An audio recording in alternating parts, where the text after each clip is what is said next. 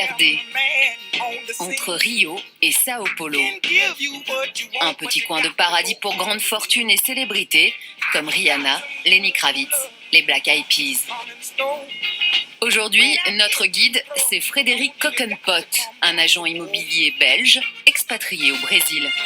Et ce n'est pas seulement une maison qu'il va nous faire découvrir, mais une île privée. Aujourd'hui, on se dirige vers l'île du Japon, qui est une des îles les plus luxueuses pour moi de la région de Costa Verde. À vendre, l'île du Japon et sa villa. 2500 mètres carrés, 6 chambres, une piscine, ses 3 dépendances vues sur mer, sa plage privée, son héliport et son bateau. Prix 12 millions de dollars. Comble du luxe, on peut y arriver par les airs. Dans cet hélicoptère, un potentiel acheteur, un riche homme d'affaires brésilien qui a fait fortune dans l'informatique et qui rêve de s'offrir une île privée. Bonjour Arthur, comment ça va? Le voyage s'est bien passé? On commence la visite?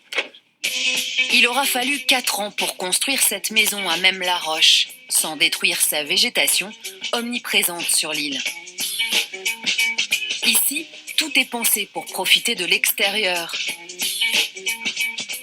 Comme cette piscine avec vue sur la baie, juste à l'entrée de la villa.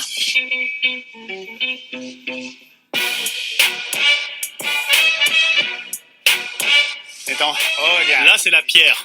C'est l'édifice central de la maison.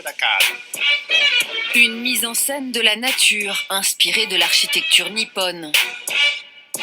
Les Japonais sont assez présents ici au Brésil et ont certainement dû influencer d'une manière ou d'une autre le nom de cette île. Et la preuve, on a ici les carpes koi, il y en a plus ou moins une trentaine et c'est magnifique. Dès l'entrée dans la maison, on a déjà tout de suite cette inspiration entre la nature et l'Asie. L'intérieur de la maison a été conçu dans le même esprit. Là, nous arrivons dans l'espace où on peut se détendre et se reposer. Nous sommes au milieu de la nature.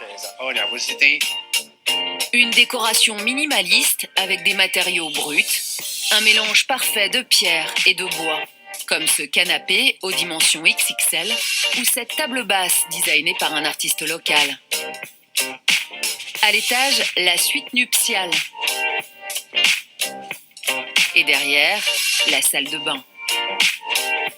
Des vasques en marbre brut et une baignoire faite sur mesure pour le propriétaire de l'île. Avec cette vue tous les jours, c'est sûr que tout va bien. On voit même les poissons en dessous.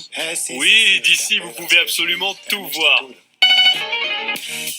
À l'extérieur, un peu à l'écart, 3 dépendances pour loger les invités, avec le même standing que la villa principale.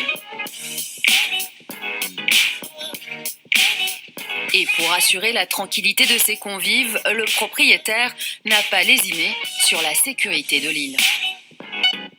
On a des détecteurs de mouvement tout autour de l'île, à certains points critiques de la maison, et également des gardiens armés, 24 heures sur 24, ils sont 2. Il n'y a pas de serrure sur les portes, on est vraiment serein en tout cas d'être sur cette île.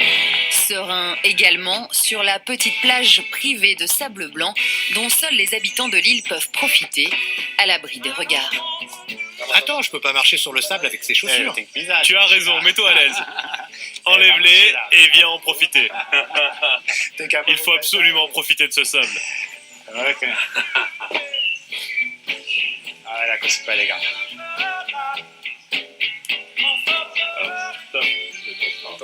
Mes amis et neveux vont adorer cette plage. Je les imagine déjà se baigner. C'est vraiment une île parfaite pour recevoir du monde. Une île avec une plage privée, c'est carrément génial. J'adore vraiment cette plage. C'est vraiment quelque chose de très très spécifique à cette île et qui joue un petit peu sur le prix aussi. Ça permet d'avoir un prix de vente un peu plus élevé. 12 millions de dollars pour s'offrir cette île? Pas de quoi effrayer notre homme d'affaires, visiblement conquis, et sur le point de faire une offre. On sort le champagne? On fête ça en l'honneur de cette maison? Je l'adore déjà. Attends, je fais... Hoppa! Une vente qui se conclut devant l'un des plus beaux panoramas du Brésil.